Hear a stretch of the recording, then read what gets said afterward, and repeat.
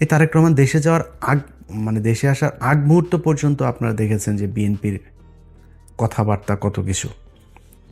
তাহলে তারেক রহমান যদি ক্ষমতায় যায় ওই লোকগুলোকে নিয়েই তো তারেক রহমান লন্ডনে থাকা অবস্থায় আমরা দেখেছি যে কয়েকশো বিএনপির লোকজনকে আপনার করা হলো, বহিষ্কার করা হলো সুনির্দিষ্ট চাঁদাবাজির অভিযোগে। সেই লোকগুলোকে আবার ব্যাক আনা হয়েছে এবং ওই লোকগুলো 53 জন না কতজন যেন আপনার এই নির্বাচনে ধানের শীষ নিয়ে নির্বাচন করছে, তাদের বহিষ্কারাদেশ প্রত্যাহার করে তাদেরকে নিয়ে আসা হয়েছে, মনোনয়ন দেওয়া হয়েছে, নির্বাচন করছে তারা। তো বাংলাদেশের মানুষ সবাই জানে আপনি নিজে সার্টিফিকেট দিয়েছিলেন যে হি ইজ চাঁদাবাজ, এখন আপনি তাকে মনোনয়ন দিয়ে বললেন যে ওরে এই চাঁদাবাজকে তুমি ধানের শীষে ভোট দাও। মানুষ তাহলে কারটা শুনবে? মানুষ তো জানেও চাঁদাবাজ। এই লোক দিয়ে তো সম্ভব হবে না। সমানে আপনার এই দুই দেশে নাগরিক, দ্বৈত নাগরিকত্ব নিয়ে আপনি নির্বাচন করতে পারবেন না, কিন্তু আপনি করছেন। তা আপনার তো উদ্দেশ্যই আপনি এই 5 বছর চুরি করবেন, করে আবার ফের আওয়ামী লীগের মতো পলায় বিদেশে যায় খাবেন। আপনি নাগরিকত্ব করছেন না কেন? আপনি ছাড়ছেন না কেন? তারপরে ব্যাংক লোনে আপনি নির্বাচনের আগেই, ক্ষমতায় যাওয়ার আগেই আপনি কি বলে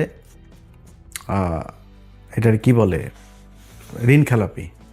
তো একজন ঋণ খেলাপি যখন কিনা নির্বাচনের আগেই চুরি করে ক্ষমতায় আসতে চায়, ও তো নির্বাচিত হয়ে ক্ষমতায় গেলে পুরো ব্যাংক দখল করে ফেলবে, পুরো ব্যাংক ধ্বংস করবে। এই আওয়ামী লীগের মতো, আওয়ামী লীগ যা করেছে সেভাবে ও ব্যাংক ধ্বংস করে ফেলবে, পুরো ব্যাংক খাবে বসে বসে।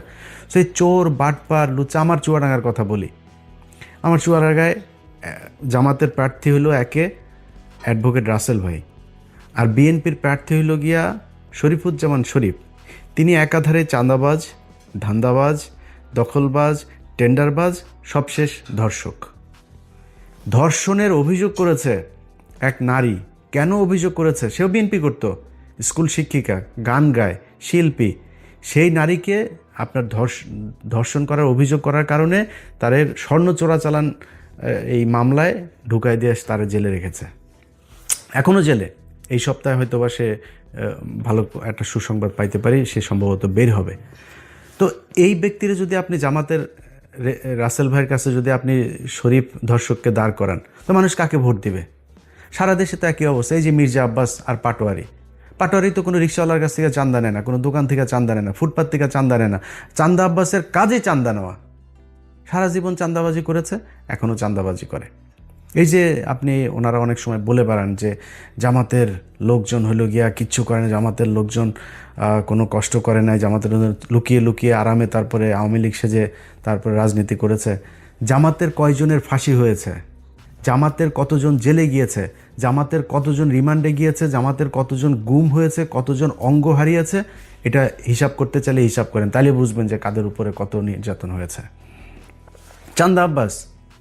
চান্দা আব্বাসের পুরো ঢাকা ব্যাংক আরামসে তার বেড়েছে, আরও বাড়তে থেকেছে। তারপরে আপনি এই যে মীর কাশেম আলী, তার ছেলে পর্যন্ত আপনার গুম হয়ে একদম কী অবস্থায় বের হয়েছে আপনারা দেখেছেন সেগুলো।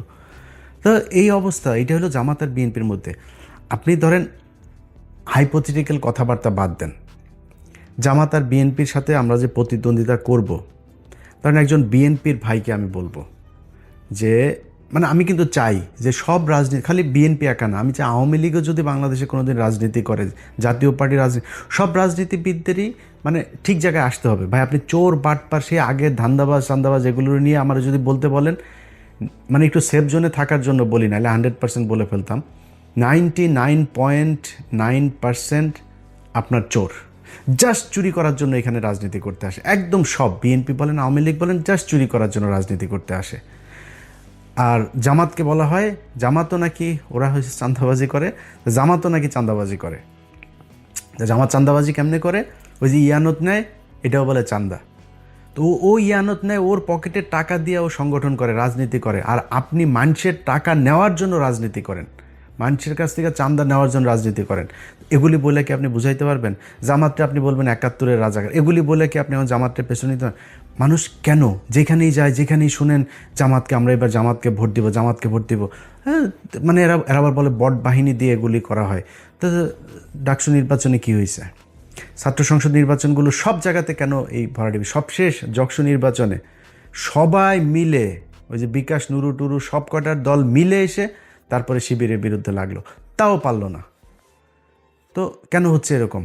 এটা এমনি এমনি? আপনার কি মনে হয় জাহাঙ্গীরনগর বিশ্ববিদ্যালয়, ঢাকা বিশ্ববিদ্যালয়, সব বিশ্ববিদ্যালয়গুলোতে সবাই শিবির করে এখন, সবাই জামাতে যোগ দিয়েছে? নো। কি করেছে? তাদের এই সাধারণ মানুষ যারা, সাধারণ ভোটার যারা, তারা দেখেছে যে ছাত্র দলের চরিত্র আর ছাত্র শিবিরের চরিত্র, না, এটা তো আকাশ পাতাল পার্থক্য। আমরা তো যা শুনি সব মিথ্যা কথা। এটাকে বলা হয় এরা হইল গিয়া এই ৭১ ওর মারে এটা করেছে, ওর বোনেরা এটা করেছে। খুঁজে পায় না। সারা বাংলাদেশে যে মেজর আখতারুজ্জামান, তিনি এদিন একটা কথা বলেছেন যে ভাই ৭১ জামাতে ইসলামের সংগঠনের সব মিলায় লোক ছিল না ৩০০ জন। তারা ৬৪ জেলায় একদম সংগঠন করে, এই যে রাজাকার বলা হয়, রাজাকার জিনিসটাই তো মানে বিকৃতভাবে উপস্থাপন করা হয়েছে। রাজাকার ছিল পাকিস্তানি বাহিনীরা, এই যে ব্রিজ কালভার্ট যেগুলো ভেঙে দিচ্ছিল মুক্তিযোদ্ধারা, এগুলো রক্ষণাবেক্ষণের জন্য তাদের ইউনিফর্ম ছিল চৌকিদারদের মতো।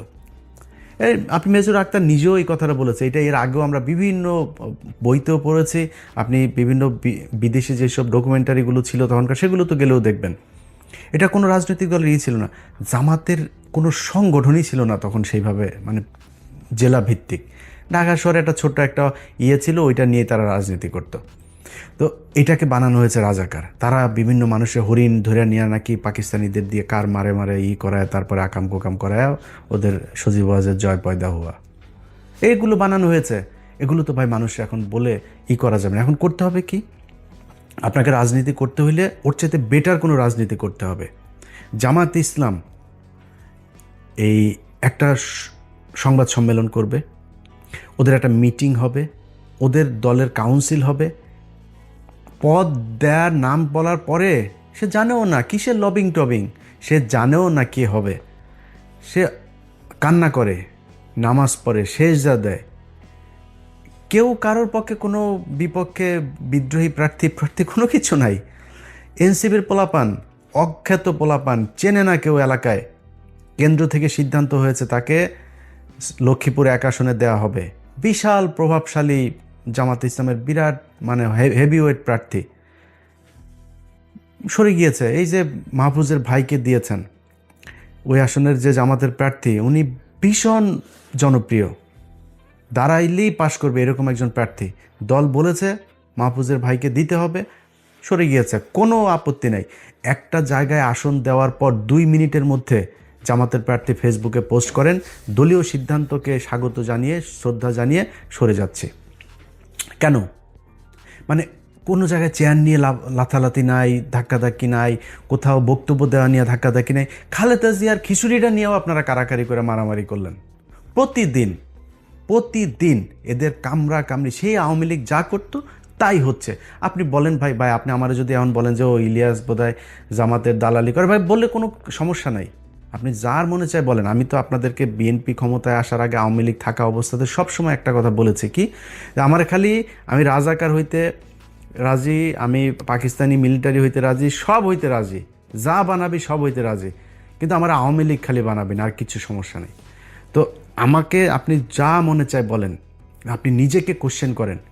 একটা সংগঠনের এত নিয়ম শৃঙ্খলা, এত ডিসিপ্লিনের মধ্য দিয়ে যেই সংগঠন আসবে, কোনো চাঁদাবাজির নাই, অভিযোগ নাই, ধর্ষণের অভিযোগ নাই, টেন্ডারবাজির অভিযোগ নাই, এরকম একটা দলের পাশে দাঁড়িয়ে আপনি চান্দা আব্বাসকে দিয়ে কিভাবে দল চালাবেন?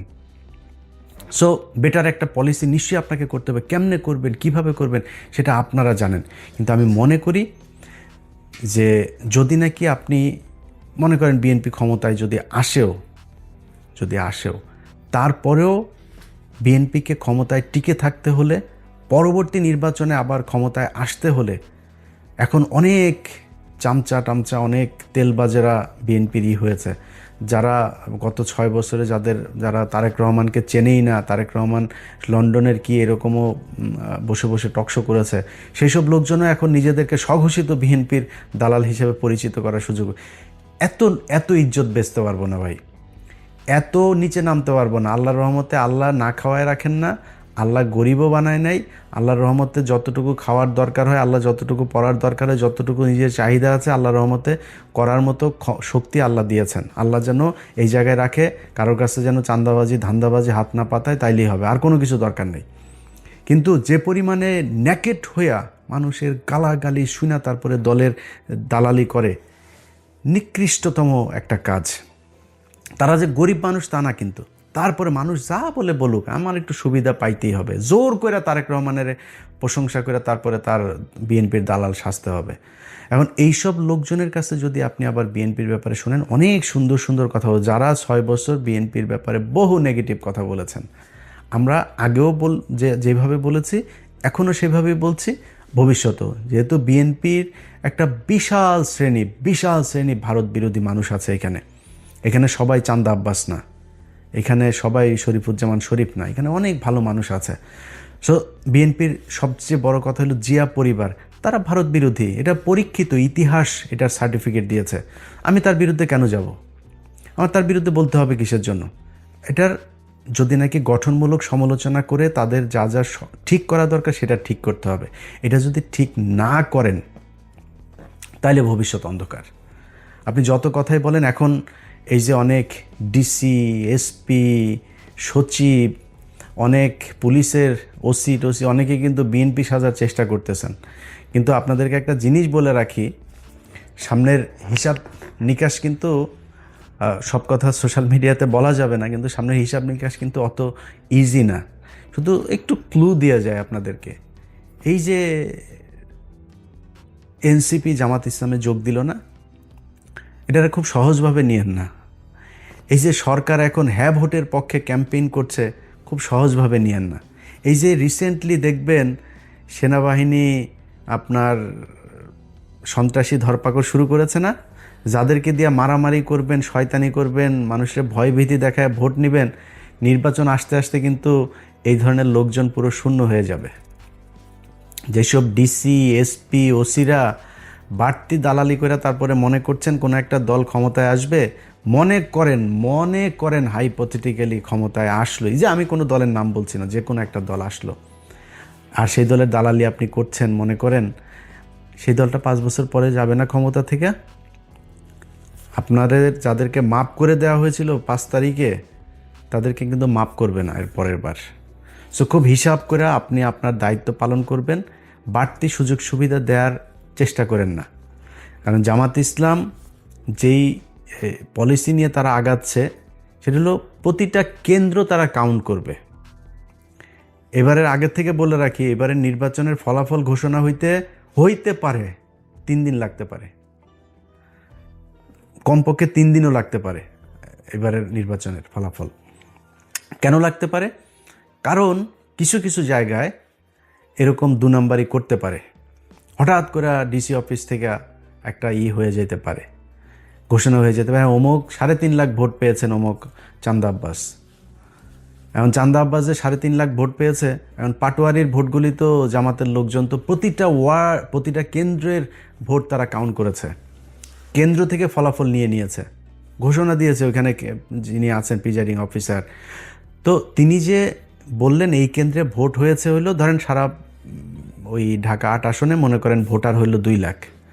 এখন কেন্দ্র প্রতি কেন্দ্র হিসাব করে দেখা গেল পাটোয়ারি ভোট পেয়েছে 1.5 লাখ, চান্দা আব্বাস পেয়েছে 50,000।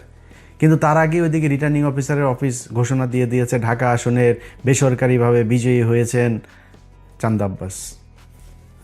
এখন প্রতি কেন্দ্রের ভোটে ক্যালকুলেটর করে দেখা গেল যে ভোট বেশি পেয়েছে তখন কই যাবেন? সো এরকম 2-1 জায়গায় ঘটতে পারে, আর বেশিরভাগ জায়গাতেই এরকম করা যাবে না। খুব সুষ্ঠু একটা ভোট হবে, এটা মাথায় রেখে তারপরে নির্বাচনে কাজ করতে হবে। যাদের এই যে ঋণ খেলাপি টেলাপি যারা করে এখন নির্বাচন, এই যে হাসনাতের এইখানে ব্যাংকের কর্মকর্তাকে জোর করে আদালতে নিয়ে এখন বলানো হচ্ছে যে তার সাথে আমাদের মীমাংসা হয়ে গিয়েছে। যে ব্যক্তি এটা করছে সে ক্ষমতায় গিয়ে পুরো ব্যাংক খেয়ে ফেলবে। আমি তারা কেন বলতে, এই লোকটার গতকালকে একটা ভিডিও দেখলাম, তা সাংবাদিক ছবি তুলছে, প্রচণ্ড খারাপ ব্যবহার করে সেই লোকটার সাথে করছে। এ নাকি মানে হুদাই মানুষজনের ধরে চর থাপ্পড় মারে, রিক্সাওয়ালা এদেরকে গাড়ি থেকে বের হয়ে যায়, রিক্সাওয়ালা ধরে থাপড়ে, মানে খুবই মানে বেয়াদব টাইপের লোক। তো এই ধরনের একটা লোক আপনার এলাকার এমপি হবে, এটা মানুষ মানবে যখন আপনার হাতে অপশন আছে। আগের হিসাব বাদ, আওয়ামী লীগের চোর ছিল, আপনি একটা বদমাশ ছিলেন, এটা অন্য জিনিস। এখন তো নিজেদের পকেটের টাকা খরচ করে ডিসিপ্লিন একটা দল আপনার অপোজিশনে। সো সেই সাধারণ মানুষগুলো যারা সুইং ভোটার, সেই সুইং ভোটারগুলোর সিদ্ধান্ত কোন দিকে যাবে। সারা জীবন কিন্তু এই সুইং ভোটারদের ভোটের মাধ্যমে এই দেশে রাজা নির্বাচিত হয়েছে, পরাজিত হয়েছে। সো এইবারও সেটাই হবে আমি আশা করি। এবং সেই সুইং ভোটাররা কোন দিকে ভোট দিবে সেটা আমার মনে হয় বিশ্ববিদ্যালয়ের ছাত্র সংসদ নির্বাচনগুলোতে কিছুটা দেখিয়ে দিয়েছে। আমরা বিএনপি এবং জামাত, তাদের মধ্যে সে আওয়ামী লীগ বিএনপির মতো অবস্থা, আওয়ামী লীগ জামাতের মতো অবস্থা কখনো ফিরে আসুক আমরা চাই না। একটা দল নির্বাচনে জিতে আসবে, যারা এক্সট্রিম কথাবার্তা বলে তারপরে এই দুই দলের ভেতরে গ্যাঞ্জাম বাজাইতে চান, আপনার সোশ্যাল মিডিয়াতে কমেন্ট করে ভুয়া ফেক আইডি টাইডি খুলে তারপরে দুই দলের ভেতরে ডিজেএফআইয়ের কিছু আছে, আওয়ামী লীগের কিছু আছে, ইন্ডিয়ান কিছু আছে, এরা এগুলো করতে চায়। আমি সেই রাস্তায় কখনোই হাঁটবো না। বিএনপি এবং জামাত, এই দেশে দুইটা রাজনৈতিক দল থাকতে হবে। সো দুইটা রাজনৈতিক দল যেহেতু থাকতে হবে, আমি মনে করি বিএনপি এবং জামাত এই দুইটা আমার বেস্ট চয়েস। সো তাদের ভেতরে প্রতিযোগিতা থাকবে, প্রতিদ্বন্দ্বিতা থাকবে, কখনোই সে আগের মতো প্রতিহিংসা হবে না, আগের মতো মানুষ গুম হবে না, নির্বাচনে জেতার জন্য কাউকে আপনার ফাঁসি দিয়ে মারা হবে না, নির্বাচন করতে পারবে না এই জন্য কাউকে জেলে নিয়ে রাখা হবে না, জেলে নিয়ে স্লো পয়জন করা হবে না। সো এটা কোনো দিন যেন ফিরে না আসে বাংলাদেশে। হ্যাঁ, মারামারি হবে, দু চারজন মারাও যাবে, এরকম ঘটনা ঘটবে বাংলাদেশের মতো। এরকম মানে এখনও অর্ধসভ্য দেশগুলোতে তো এগুলো হবে, তৃতীয় বিশ্বে এটা খুব স্বাভাবিক বিষয় যে যেই সব দেশে এখনও রাজনীতিতে অনেক ব্যক্তি স্বার্থটার্থ থাকে, আর্থিক অনেক সুবিধা লাভের ব্যাপার থাকে, সেখানে হইতে পারে, কিন্তু সেই পরিস্থিতি যেন আর কখনো না হয় সেই আশা করি।